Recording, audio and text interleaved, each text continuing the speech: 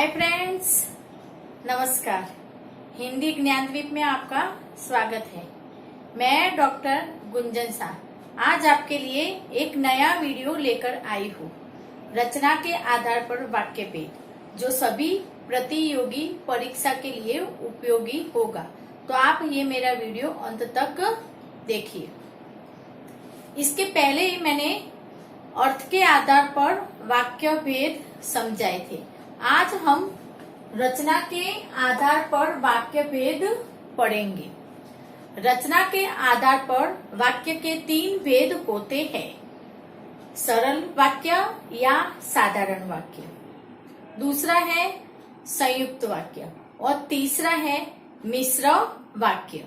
तो सर्वप्रथम सरल वाक्य देखेंगे। सरल वाक्य में क्या होता है? एक ही उद्देश्य और एक ही विधेय हो, उसे सरल या साधारण वाक्य कहते हैं। एक उद्देश्य होगा और एक विधेय होगा, तो वहां आपको सरल वाक्य ले जाना है। और इसमें एक ही मुख्य क्रिया होती है। क्रियापदों की संख्या एक से अधिक हो सकती है। क्रिया एक ही होगी और वो मुख्य क्रिया होगी, लेकिन क्रियापदों की जो संख्या होती है वो एक से ज्यादा हो सकती है। 2 भी हो सकती है, 3 भी हो सकती है, 1 भी हो सकती है, 4 या 5 हो सकती है। देखो, मैं 3 एग्जाम्पल के माध्यम से आपको ये बात समझा रही हूँ। देखिए, पहला एग्जाम्पल देखिए। वह क्रिकेट खेला। वह क्या था? उद्देश्य था, ठीक है। और ये क्रिकेट खेला है, ये विधेय हो गया, ठीक है। तो देखिए, इसमें एक ही क्रिया है, खेला, ये एक ही मुख्य क्रिया है, ठीक है। लेकिन यहाँ पे देखो, क्रियापदों की संख्या एक से अधिक भी हो सकती है, ये एक क्रिया है, ठीक है। अब देखिए सेकंड वाला एग्जांपल देखिए। राम विद्यालय जाता है। राम क्या है? उद्देश्य, और विद्यालय जाता है, ये हो गया विधेय। देखिए, यहाँ पे जाता है और है, ये 2 क्रियापद है। यहाँ पे क्रिया तो एक ही हो रही है, एक ही मुख्य क्रिया हो रही है, लेकिन यहाँ पे क्रियापदों की संख्या 2 है, जाता और है। जाना एक क्रिया ही है, ठीक है। तीसरा एग्जांपल देखिए। बच्चे भाग रहे हैं। यहाँ पे बच्चे उद्देश्य हो गया और भाग रहे हैं ये विधेय हो गया। लेकिन यहाँ पे देखिए आप, यहाँ पे 3 क्रियापद है। भाग से भागना, ये भी एक क्रिया हुई। रह से रहे, ये भी एक क्रिया हुई। और है, तो यहाँ पे 3 क्रियापद है। क्रिया एक ही हो रही है। कौन सी क्रिया हो रही है? बच्चे की, भागने की हो रही है, भाग रहे हैं, हो रहे हैं। लेकिन यहाँ पे क्रियापद 3 प्रयोग हुआ है क्रियापदों का, भाग, रहे और है, ठीक है। इतनी बात आपको समझ में आ गई होगी। अब देखिए, सरल वाक्य में कर्ता और क्रिया के अतिरिक्त, कर्ता तो देखो, आप पहला पद देखिए, वह क्रिकेट खेला, तो यहाँ पे वह कर्ता है और खेला क्रिया है, ठीक है। अब देखिए क्या कहना चाहते हैं। कर्ता और क्रिया के अतिरिक्त कर्म भी हो सकता है। यहाँ पे देखो, ये क्रिकेट कर्म था, विशेषण भी होगा, क्रिया विशेषण भी आ सकता है, और एवं कारक आदि भी हो सकते हैं। कुछ वाक्य में होते हैं, कुछ वाक्य में नहीं होते हैं। देखिए, एक एग्जाम्पल के माध्यम से मैं समझा रही हूँ। जैसे देखिए, बच्चे ने खाना धीरे धीरे खाया। देखिए, यहाँ पे बच्चे क्या है? ये कर्ता है। ने क्या है? ये कारक है। खाना क्या है? ये कर्म था। धीरे धीरे क्या है? ये क्रिया विशेषण है।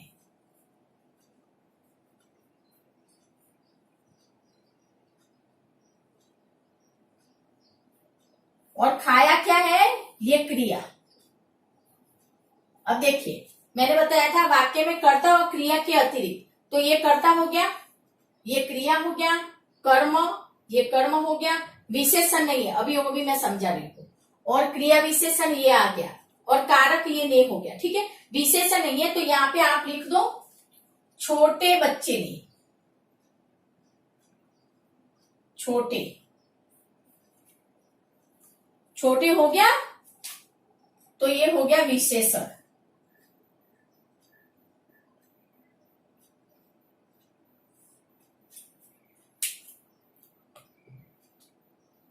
तो सरल वाक्य में कर्ता, क्रिया, कर्म, विशेषण, क्रिया विशेषण और कारक, ये सभी चीज हो सकती है। कुछ और उदाहरण हम देख लेते हैं। गीता महर्षि व्यास द्वारा रचित है। गीता पुस्तक का नाम है, ठीक है। तो यहाँ पे है एक ही मुख्य क्रिया है और कर्ता भी है और यहाँ पे कर्म भी है, ठीक है। पुत्र से मिलकर सुजाता रो पड़ी, दूसरा उदाहरण देखिए। यहाँ पे एक तो मिलकर है, ये भी एक क्रिया हुई, और रो पड़ी, ठीक है। ये मुख्य क्रिया है। क्या है? मुख्य क्रिया। और जो ये मिलकर है ये पूर्वकालिक क्रिया है। कौन सी क्रिया है? पूर्वकालिक।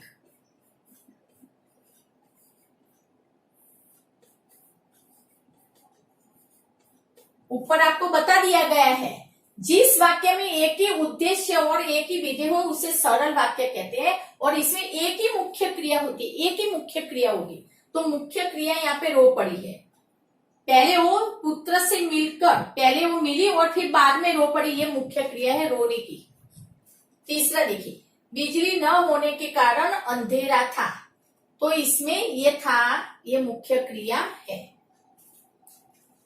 वाक्य का दूसरा भेद देखिए, संयुक्त वाक्य। जिस वाक्य में दो या अधिक मुख्य तथा स्वतंत्र उपवाक्य होते हैं वे संयुक्त वाक्य कहलाते हैं। ये दोनों वाक्य पूर्ण अर्थ देने में सक्षम होते हैं, यानी कि समान स्तर के होते हैं। सरल वाक्य में एक ही क्रिया होती थी और वाक्य एक ही होता था। संयुक्त वाक्य में दो वाक्य होंगे, वो भी मुख्य या तो दोनों स्वतंत्र उपवाक्य होते हैं और दोनों वाक्य अपने अपने पूर्ण अर्थ देते हैं, यानी कि दोनों वाक्य समान स्तर के होते हैं। इसमें ये नहीं है कि कोई बड़ा है कोई छोटा है, दोनों समान स्तर के होते हैं, ठीक है। और ये उपवाक्य समुच्चय बोधक अव्ययों से जुड़े होते हैं। समुच्चय बोधक अव्ययों को योजक भी कहा जाता है। एक एग्जाम्पल देखो, मैंने उसे पढ़ाया और नौकरी दिलवाई। अब देखिए, इसमें मैंने उसे पढ़ाया ये एक वाक्य हो गया, नौकरी दिलवाई ये दूसरा वाक्य हो गया। ये दोनों उपवाक्य है और ये दोनों अपने आप में एक पूर्ण अर्थ दे रहे हैं और ये दोनों और समुच्चय बोधक अव्यय से जुड़े हैं, इसलिए ये संयुक्त वाक्य हुआ। समुच्चय बोधक अव्यय और पहचानने के लिए आप कैसे पहचानोगे कि ये समुच्चय बोधक अव्यय है? ये मैंने यहाँ पे ये ट्रिक भी बताई है। देखो, और, तथा, फिर, या, अथवा, अन्यथा, किंतु, लेकिन, इसलिए, परंतु, अतः, फलतः, क्योंकि, ताकि, वरना, बल्कि, पर, मगर, एवं, ये सारे समुच्चय बोधक अव्यय है। इनसे जुड़ने वाले जो वाक्य होते हैं उसको हम संयुक्त वाक्य कहेंगे। अब संयुक्त वाक्य चार प्रकार के होते हैं। एक तो संयोजक, दूसरा है विभाजक, तीसरा है विकल्प दर्शक और चौथा है परिणाम बोधक। संयोजक में क्या होता है? इसके उपवाक्यों में परस्पर मेल प्रकट होता है, यानी कि दो वाक्यों को मिला दिया जाता है, मेल प्रकट दिखाई देगा इसमें। किससे जुड़ेंगे ये वाक्य? और, तथा, एवं से। यहां मैंने दो एग्जाम्पल लिखे हैं, देखिए। और वाला तो आपको आएगा ही, राम और श्याम बाजार गए, ठीक है। दूसरा देखिए, एवं वाला देखिए, एवं योजक से जुड़ा हुआ। आपके लिए खिचड़ी बनी है एवं मेरे लिए चावल, इसमें मेल प्रकट हो रहा है। दूसरा देखिए, यहां मैं बैठूंगा तथा ये योजक से जुड़ा है, उधर दूसरे लोग बैठेंगे, तो ये यहाँ पर आपस में परस्पर मेल प्रकट हुआ है, इसलिए इसको संयोजक बोलते हैं। दूसरा प्रकार देखिए संयुक्त वाक्य का, विभाजक। इसके उपवाक्यों में परस्पर विरोध प्रकट होता है, विरोध का आभास होगा आपको यहाँ पे विभाजक में। किस योजक से जुड़ेंगे देखिए, परंतु, पर, किंतु, मगर, लेकिन, बल्कि से। देखिए इधर दो एग्जाम्पल दिए, देखिए उसने समझाया था परंतु, ये विभाजक वाला देखिए विरोध प्रकट हो रहा है, मैं न समझ सका, समझाने पर भी वो नहीं समझा, तो यहाँ पे उसने समझाया था परंतु मैं न समझ सका, यहाँ पे विरोध प्रकट हो रहा है। रीमा गा रही है पर गीता चुप है, विरोध प्रकट हो रहा है ना, एक गा रहा है, एक गा रही है और दूसरी चुप है, तो यहाँ पे ये विरोध प्रकट हो रहा है, तो ये विभाजक हुआ। किंतु वाला भी आप बना सकते हो, बल्कि वाला भी बना सकते हो, लेकिन वाला भी बना सकते हो। लेकिन वाला मैं बता दूं एक आपको, मैं सब्जी मंडी गया था लेकिन सब्जी नहीं लेके आया, परस्पर विरोध प्रकट हुआ ना, सब्जी मंडी जाने के बावजूद भी वो सब्जी नहीं लेके आता। मैं सब्जी मंडी गया था लेकिन सब्जी नहीं लेकर आया। तीसरा प्रकार देखिए विकल्प दर्शक का, इसके उपवाक्यों में विकल्प प्रकट होता है, जैसे अथवा या, ठीक से काम करो अथवा नौकरी छोड़ दो, विकल्प है, काम करो अथवा नौकरी छोड़ दो, विकल्प है, या तो ये कर लो या तो ये कर लो, तू पढ़ ले या टीवी देख ले, पढ़ ले या तो टीवी देख ले, विकल्प है। ठीक है, आगे आइए, परिणाम बोधक।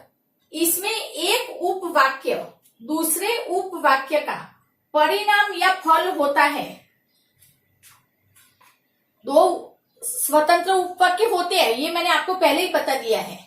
ठीक है, इसमें क्या होगा, परिणाम बोधक में इसमें एक उपवाक्य दूसरे उपवाक्य का परिणाम या फल होता है, रिजल्ट निकलता है उसका एक के दूसरे उपवाक्य पर। जैसे इसलिए, अन्यथा, अतः, फलतः, ताकि, वरना, क्योंकि। इसलिए का एग्जाम्पल मैं बता रही हूं, पहले आप इसलिए का एग्जाम्पल देखिए। मोहन ने परिश्रम किया था इसलिए वह कक्षा में प्रथम आया। हो गया, क्या था, पहले परिश्रम किया था, उसका फल क्या हुआ, कक्षा में प्रथम आने का। दूसरा एग्जाम्पल देखिए, विमान में खराबी थी फलतः दुर्घटना हो गई। एक उपवाक्य का दूसरे उपवाक्य पर परिणाम होता है, फल हो रहा है, इसका खराबी होने के कारण ही तो दुर्घटना हुई थी।